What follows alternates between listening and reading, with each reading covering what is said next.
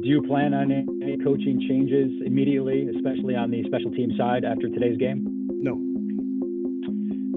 Any explanation from the referees on the Michael Gallup catch inside the 10-yard line? Did you see that was the correct call?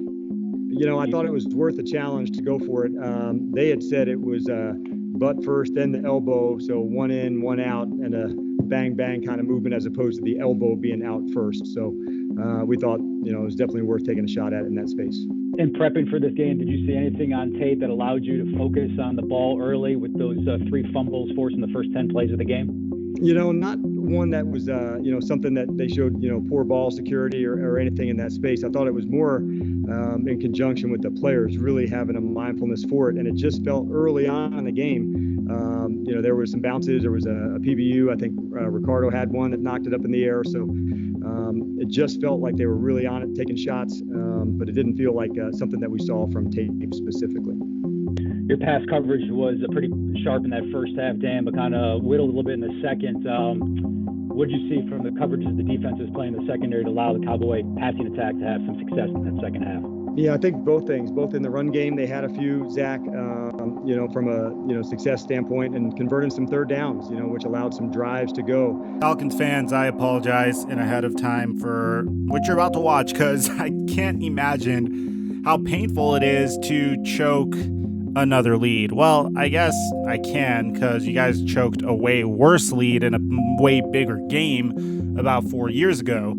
And the thing about the Atlanta Falcons is they absolutely did everything they possibly could in order to rid the entire franchise and the entire organization of the stench of blowing the 28-3 lead to the New England Patriots in the Super Bowl 4 years ago. And as a matter of fact, I kind of forgave them for it just simply because of the fact that, dude, you're going up against Tom Brady, for crying out loud. We're talking about quite possibly the greatest NFL player of all time, most definitely the greatest quarterback of all time. And he just did what he was known for doing, which is staging a comeback and winning the game. But in this instance, and again, I'm a Cowboy fan, so I mean no disrespect, you lost to Dak Prescott and a Dallas Cowboys team that literally fumbled the ball 3+ times, I believe, in the first quarter. So what's going on, guys? Your boy Mike here, and before we get to the content, make sure you smash that like button for the YouTube algorithm, subscribe, and turn on my notifications to help the channel grow. I'm giving away a PlayStation 5, by the way, on my Twitter account, and I'm going to leave a link to that as well. It's very easy to enter. All you have to do is follow me on Twitch and retweet that tweet. You can just go into the description down below and figure out how to do all that. Now that we got all that out of the way, break!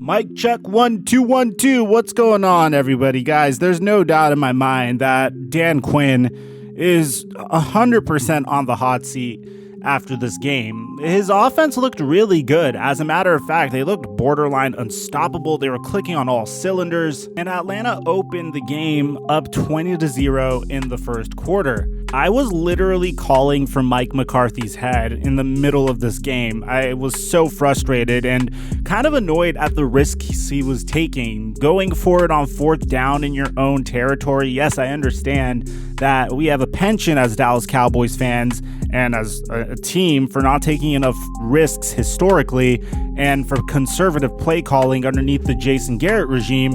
But this was a little bit excessive, coming off of a week where they went for it on 4th and 3 when they could have just tied up the game against the Los Angeles Rams.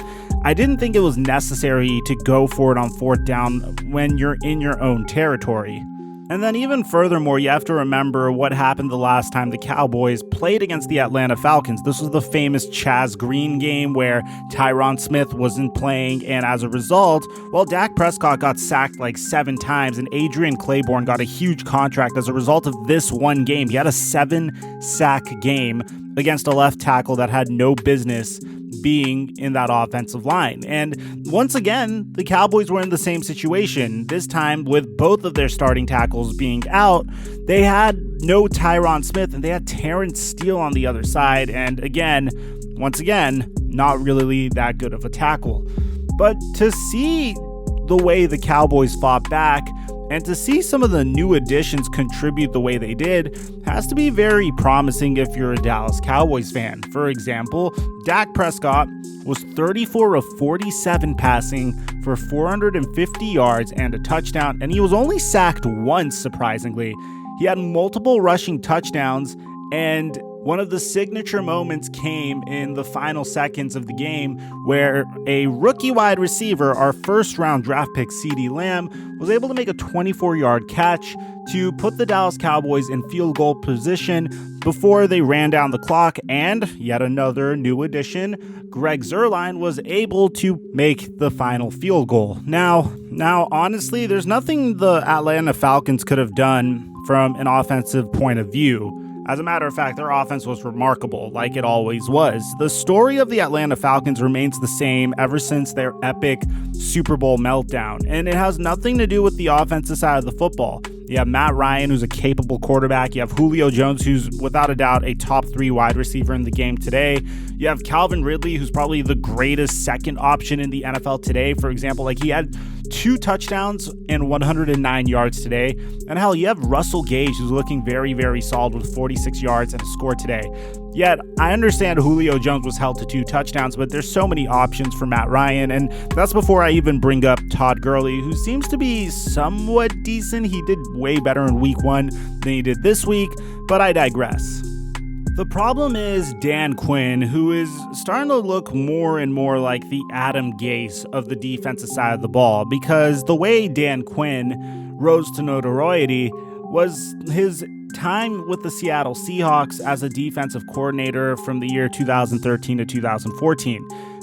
These were the years that the Seattle Seahawks really established themselves, because after a Super Bowl victory that saw them absolutely dominate one of the greatest offenses in NFL history, Dan Quinn was seen as a very prime candidate for a head coaching position. So when you hire a defensive-minded head coach, you expect him to, give you a defensive-oriented team that is able to at least handle themselves defensively. And for the most part, in the beginning of his tenure with the Atlanta Falcons, he had no problem doing that. But now, at least ever since the Super Bowl, it's starting to look worse and worse for the Atlanta Falcons and Dan Quinn, and it's not like they're ignoring that side of the football at all. If you look at each and every year since that epic meltdown, hell, even since the time that Dan Quinn was hired, in 2015, the first 2 picks that they drafted were defensive players, Vic Beasley and Jalen Collins. In 2016, they went defense again in the first 2 rounds with Keanu Neal and Deion Jones. In 2017, once again, they went defense in their first 2 rounds, Hack McKinley in the first and Duke Riley in the third. In 2018, they finally spent their first pick on an offensive player in Calvin Ridley, and their second pick was a defensive player again. In 2019, they went O-line for the first 2 picks that they had, and in 2020, this past year, once again, they went defense with their first 2 picks, with A.J. Terrell and Marlon Davidson. So it's not like the Atlanta Falcons are doing to Dan Quinn what the Green Bay Packers were doing to Aaron Rodgers. It's not like Aaron Rodgers is sitting there, he's requesting wide receiver help and he's trying to do anything it takes to get some help on the offensive side of the ball and not throw it to undrafted receivers plus Devontae Adams. It seems as though the Atlanta Falcons have done a phenomenal job getting, or at least attempting to get, Dan Quinn defensive pieces so he could succeed on the defensive side of the ball. And the fact that he didn't is, it's starting to become a little bit concerning, and his seat is definitely warming up as a result of this. Cowboys fans should be excited, but look, as a Cowboy fan, I myself know that we got really lucky to win that game. That Greg Zuerlein onside kick was remarkable. Props to John Fossil, the brilliant special teams coordinator that we were able to poach from the Los Angeles Rams this past offseason, and Greg Zuerlein as well. But at the end of the day, you have to admit, this is all very concerning if you're an Atlanta Falcons fan. Let me know in the comment section down below what you think about the game you just watched. I'm your boy Mike, and I'm dropping our mic until our next upload.